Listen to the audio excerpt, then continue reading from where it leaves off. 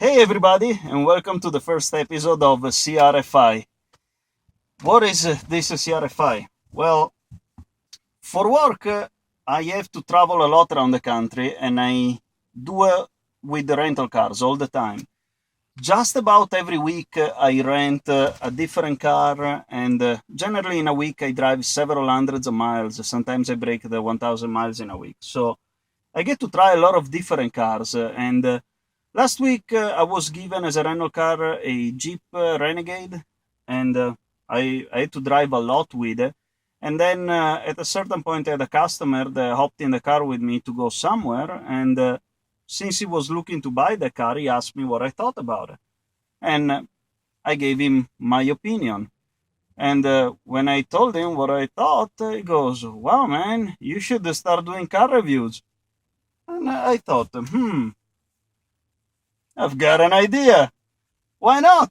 I'm gonna start a new vlog called CrazySte Reviews from the Inside, CRFI. Well, it's always been my personal philosophy, but as you well know, you drive a car from the inside. So personally, I believe that a car needs to look beautiful on the inside before the outside.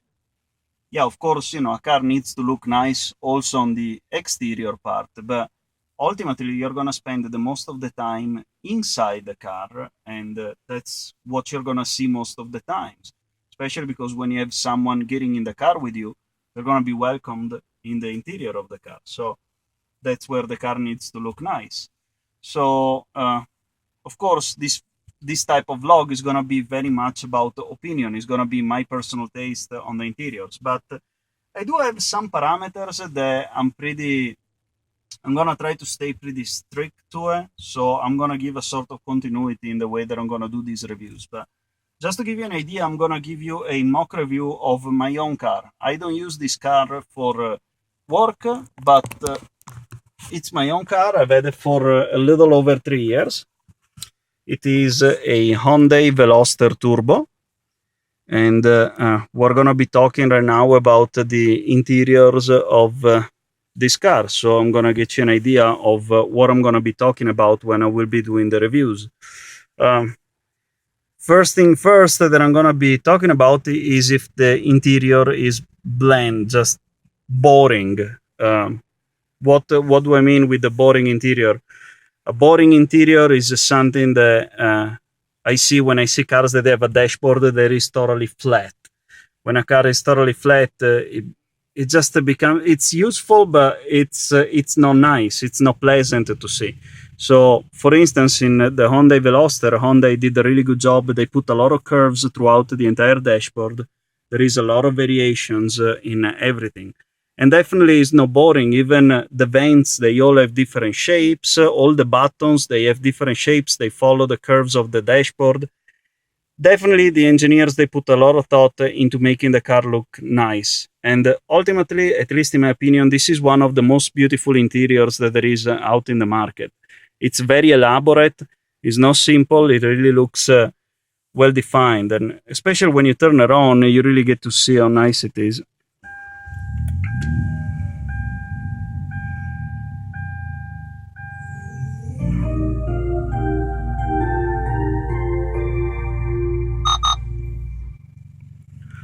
So Honda is famous for putting music when you turn on the car. You can actually choose different musics there is a few of them. Whoops. Sorry, I had the radio going. So this is the interior. Talking about the radio, since the radio decided to pop on by itself. This is the navigation system. I don't know if you can see it better this way. It's very nice. It's very well defined, even as a background that makes it look prettier. The music screen, it's really neat. You can navigate a lot of stuff. You can create your own folders and put the music that you want in. It's very well done as far as an interface. I think it's very nicely done. Of course, you do have radio. There is a phone system. Right now it's disconnected. It says, there are different phones that you can connect to this car. There is the info screen, very well done too. Other than all the setup with all the settings, which really we could get lost into it, it's pretty nice to see the info screen where it gives you the gas mileage. Obviously right now I've been standing in a parking lot, not getting much of a good mileage, but in general I get about 33-35 miles per gallon. If I'm on the highway, I do about 35-37. So I'd say it's pretty good. The dashboard itself looks really elaborate too. It's definitely a lot about the looks in here. Let me turn on some air. It's pretty warm in here right now. You can see all the buttons. They have they're shaped in a different manners, one from each other. It's not done simply. It's not like you see in some cars that you see a simple interior with buttons that are all squares, and the air vents, they look like a hole on a flat dashboard. There is a lot going on here, and definitely makes it look pleasant once you get inside. When you sit in this car, you almost feel like the interiors is hugging you with a very warm design, and I really like it. In here, there is another thing that is very important. I'm going to be talking about this feature in all my reviews. The electronic stability control off button. This button turns off the electronic stability control. In the case of my car, which features manual gears, when I press it and hold it for a couple of seconds, it actually turns off the stability control. So let me press it and hold it, and in a couple of seconds, there you go. As you can see, the stability control is disabled. Now, in my car, I already had the chance to test it personally and confirm that it's actually disabled.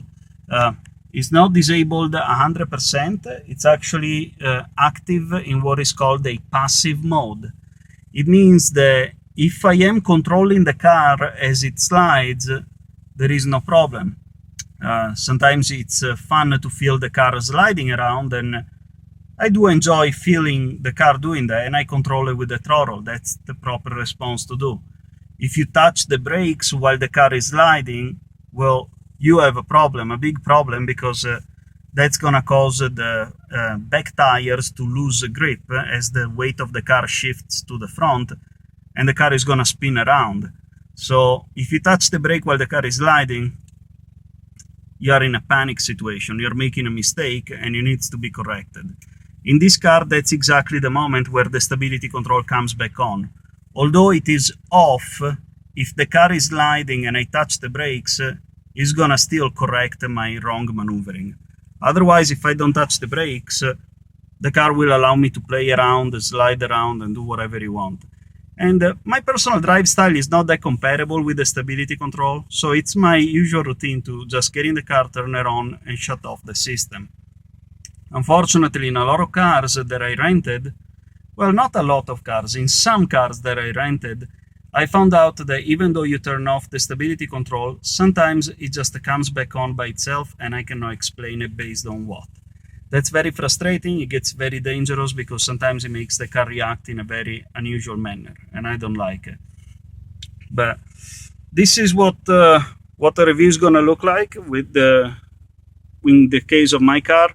Like I said, I really like the interior of this car. It's one of my favorite, even at the touch. It's very nice. It's not soft, because it's not soft, but it's made out of a rubbery material that gives a soft touch to it. And I don't know if you can see, but it has a pretty elaborate pattern. It's really pretty to look. And even the gauges, they are very deep, like reminding the Italian cars, the sports car Italian cars of the 40s, like the Alfas and the Lancia, that they used to have the gauges deep like that. I really like that. I really think that they did a nice thing by making the dashboard like that. So ultimately, this is one of my favorite cars for the interiors, but it's definitely not my favorite in absolute.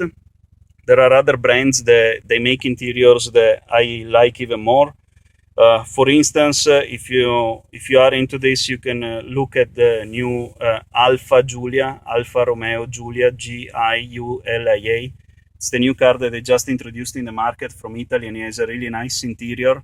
I really like them. My favorites in absolute, usually they are the Maseratis, but we're going a little bit over budget with those. So we're going to stick with cars that are well below the $40,000. So I hope you're going to like my new vlog, and I'll see you the next time. Ciao!